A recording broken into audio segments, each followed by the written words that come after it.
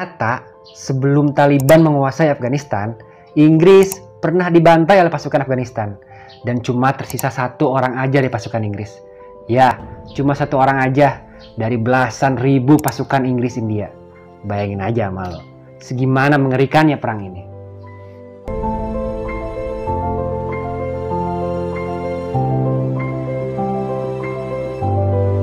Perang Inggris dan Afghanistan. Ini perang paling memalukan dalam sejarah Inggris. Padahal Inggris adalah negara yang memiliki jajahan paling luas di muka bumi. Hingga disebut sebagai kerajaan di mana matahari tidak pernah terbenam.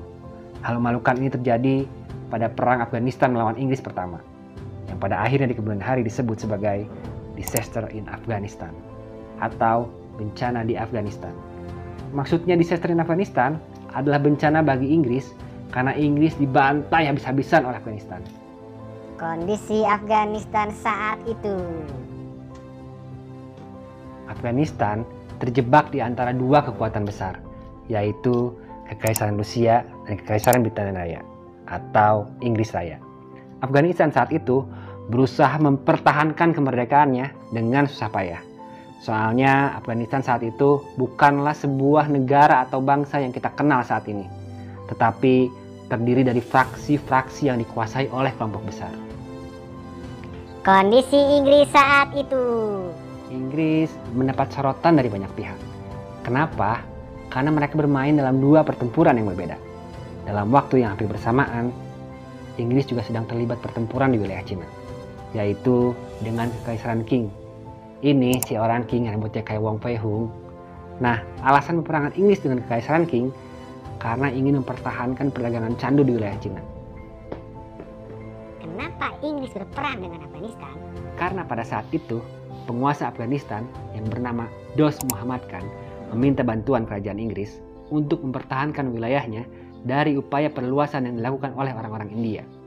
Akan tetapi, Dost Muhammad Khan, sang penguasa Afghanistan, merasa tidak berhasil mendapat pertolongan dari Inggris. Maka dari itulah, Afghanistan lantas berpaling dari Inggris dengan meminta bantuan Kekaisaran Rusia. Mengetahui hal itu, pada tanggal 1 Oktober 1838, George Eden, juga dikenal sebagai Lord Auckland, Gubernur Jenderal Inggris di India, mengeluarkan apa yang disebut Manifesto Simla, yang pada dasarnya menyatakan perang terhadap Afghanistan. Alasan Inggris melakukan invasi adalah melindungi wilayah Inggris di India dari ancaman yang berasal dari Afghanistan dan sekitarnya. Bagaimana strategi Inggris menaklukkan Afghanistan? Pertama, Inggris ingin menggantikan sang penguasa Afghanistan, yaitu Dost Muhammad Khan dengan Shah Shuja Durrani. Shah Shuja Durrani adalah seorang mantan raja di Afghanistan yang pernah digulingkan oleh Dost Muhammad Khan dan orang yang mudah diatur oleh Inggris. Strategi kedua yang dilakukan oleh Kekaisaran Inggris adalah dengan mengirim 20.000 pasukan yang terdiri dari pasukan Inggris dan pasukan India Inggris. Hasil invasi Inggris. Tanpa perlawanan, Inggris pun berhasil menggulingkan Dost Muhammad untuk kemudian menunjuk Shah Shuja sebagai penggantinya. Keberhasilan menaklukkan Kabul tanpa perlawanan sempat membuat Inggris ingin langsung menarik seluruh pasukannya, sebelum akhirnya memilih untuk meninggalkan 2 brigade untuk menjaga kota Kabul.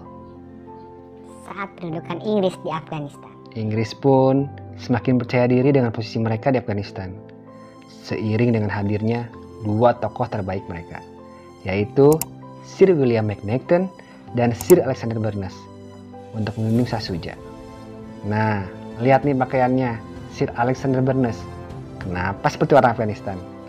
Ternyata karena dia adalah Master of Spy Game, alias semacam jagonya mata-mata kalau zaman sekarang. Kayak CIA-nya Amerika gitulah. Saking percaya dirinya, Inggris tak menempatkan pasukannya di benteng pertahanan Kabul. Awal kehancuran Inggris di Afghanistan. Inggris seperti tidak menyadari bahwa rakyat Afghanistan tidak menyukai keberadaan mereka. Sebelum akhirnya pemberontakan pecah pada tahun 1841. Bahkan McNaughton dan Burnes bersama banyak pasukan Inggris tewas dalam pemberontakan tersebut. Afghanistan lalu bangkit melawan Inggris. Inggris pun akhirnya memilih untuk melakukan negosiasi agar para pemberontak mengizinkan pasukan Inggris meninggalkan Kabul.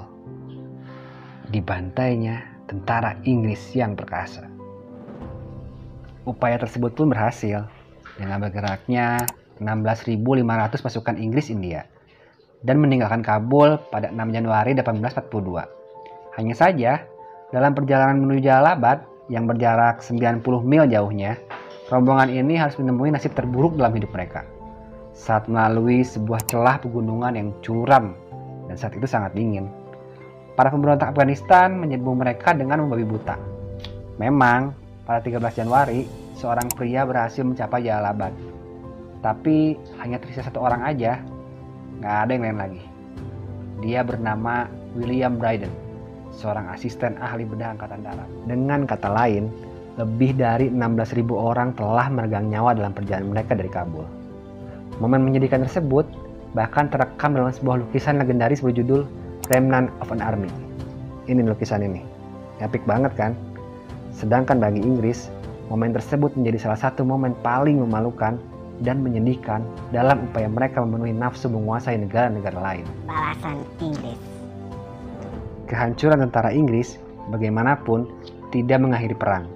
Pada bulan September 1842, dua pasukan tentara Inggris, satu dari Kandahar dan satu lain dari Jalalabad, berkumpul di Kabul yang sepi untuk membalas kekalahan Inggris selama musim dingin dan memulihkan kebanggaan mereka yang hancur. Mulai saat itu, Afghanistan secara resmi menjadi jajahan Kekaisaran Inggris. Winston Churchill pernah berkata, sejarah ditulis oleh pemenang. Gua sih setuju, tapi walau-alam ya. Jika ada peristiwa lain yang ingin diulas, silahkan komen di bawah ini. Terima kasih bagi yang telah menonton.